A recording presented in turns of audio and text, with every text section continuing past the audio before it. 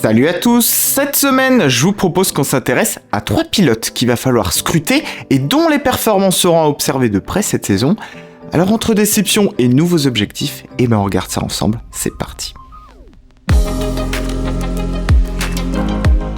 Alors les amis, je sais pas pour vous, mais moi je dois vous dire que de mon côté, les performances de Carlos ces derniers temps, elles me déçoivent pas mal. Si en 2022 il nous avait fait comprendre qu'il avait dû revoir totalement son style de pilotage, que sa voiture lui convenait moins bien que celle de 2021, il nous avait fait aussi croire en fin de saison que ce problème, il était plus ou moins réglé et qu'il avait enfin réussi à s'y adapter. Et force est de constater que pour l'instant Carlos, il débute 2023 un petit peu comme il a débuté 2022. En termes de performance pure, il accuse un certain retard face à Charles Leclerc. Le constat, on peut d'ailleurs le faire, 5 dixièmes de retard pour l'Espagnol sur un tour vis-à-vis du Monégasque à Jeddah. C'est bien la preuve qu'il en manque, en tout cas de son côté. Alors, est-ce que c'est au niveau des réglages ou bien ailleurs ? En tout cas, une chose est sûre, c'est qu'une telle différence de rythme, elle n'est pas acceptable pour une équipe comme la Scuderia, qui essaie depuis plusieurs années de jouer le titre. Surtout qu'il y a plusieurs comportements qui laissent penser quand même que du côté de Carlos, il n'y a pas tellement de remise en cause sur ses performances. C'est parfois des circonstances de course, parfois un problème de la voiture. Oui, mais dans ce cas, comment on explique que Charles, lui, il est capable d'en extraire un bien meilleur potentiel ? Alors, qu'on s'y trompe pas, si le bilan comptable est pour l'instant nettement à l'avantage de Carlos, ça reflète pas vraiment les choses, étant donné que Charles a connu son abandon à Bahreïn et qu'il a dû partir loin à Jeddah. D'ailleurs, cet exemple, ça en est un autre qui illustre bien l'écart entre les deux pilotes.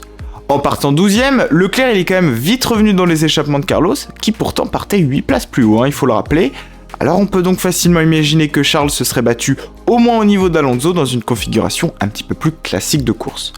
En tout cas, pour Sainz, il va falloir au choix élever son niveau de jeu très vite, ou bien se remettre en question davantage, ou même les deux, j'ai envie de vous dire, au risque qu'il voit la suite de sa carrière, c'est-à-dire après 2024 et sa fin de contrat, s'inscrire en pointillé.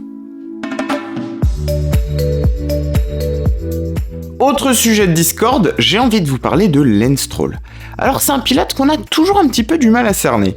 Capable de belles performances, comme sa pole en Turquie qu'il avait fait au volant de la Racing Point en 2020, il peut aussi nous faire des week-ends sans grand relief, et du coup c'est très difficile d'évaluer son potentiel. Alors si en ce début de saison, ça se passe plutôt bien pour lui, son retard sur Alonso est quand même loin d'être ridicule, surtout si on prend en compte le fait qu'il est un petit peu diminué par sa blessure qu'il a contractée lors de son accident de vélo, le rythme de l'Aston rend aussi les choses quand même beaucoup plus compliquées. Alors évidemment, d'être le fils du patron dans ce cas de figure, c'est un avantage considérable, mais il faut aussi peser le pour et le contre, et de ce qu'on veut aussi dans le team. Lance Stroll a dépensé beaucoup d'argent, que ce soit au niveau du recrutement, des ressources humaines, mais aussi dans le cadre des infrastructures de la nouvelle usine, et ça montre que les ambitions, elles sont clairement de jouer dans la cour des grands. Alors si pour Alonso, évidemment, on n'a aucun souci, vu qu'on connaît la rage de vaincre de l'Espagnol, sa soif de gagner, de performer, pour ce qui est de Lance, on a un petit peu plus de doutes.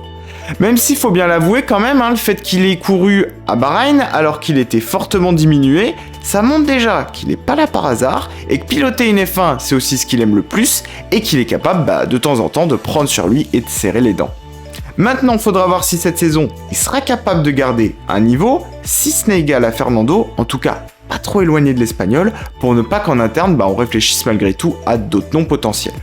Après c'est sûr que sur le papier, ça paraît quand même difficile que Lance Stroll se sépare de son fils, mais les ambitions peuvent parfois prendre un petit peu le pas sur l'affect. Alors évidemment, ce serait dans le cas de figure où l'écart de performance serait trop important et qu'évidemment une vraie chance de championnat, sauf pour l'équipe. Pour l'instant, faut le mettre en tout cas à son crédit, il a plutôt pas à rougir, mais il va falloir lui aussi le suivre de très près cette saison. Alors du côté d'Hamilton, évidemment, la situation elle est complètement différente. Alors si au sujet du talent de Lewis, c'est indéniable, c'est bien la situation au sein du team qui pourrait par contre rebattre quelques cartes. Alors on le sent, l'atmosphère n'est pas 100% serein du côté de chez Mercedes. Faut le dire aussi, George Russell prend beaucoup de place. Déjà l'an passé, il s'était parfaitement acclimaté, et son début de saison, il semble débuter en plus un petit peu de la même manière. Ça fait 2 fois en 2 courses que Russell est devant dans l'exercice des qualifs, et forcément, ça doit titiller un petit peu Lewis. Alors apparemment, c'est un problème sur l'appui de la W14 qui le handicape, il a besoin d'en avoir davantage sur l'arrière pour être en confiance au volant, et c'est ce qui le pénaliserait essentiellement sur un tour de qualif. Et le problème aussi d'ailleurs, c'est qu'il a donné des directives cet hiver concernant la direction à prendre sur la voiture, et visiblement dans l'équipe, on n'en a pas tenu compte. Et forcément ça peut tendre un petit peu la situation.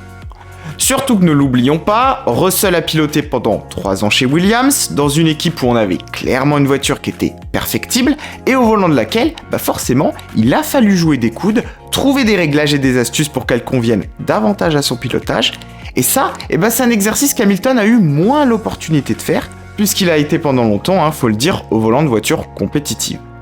Alors on a aussi beaucoup parlé de rumeurs, de spéculations d'échanges, de volants entre Leclerc et Hamilton.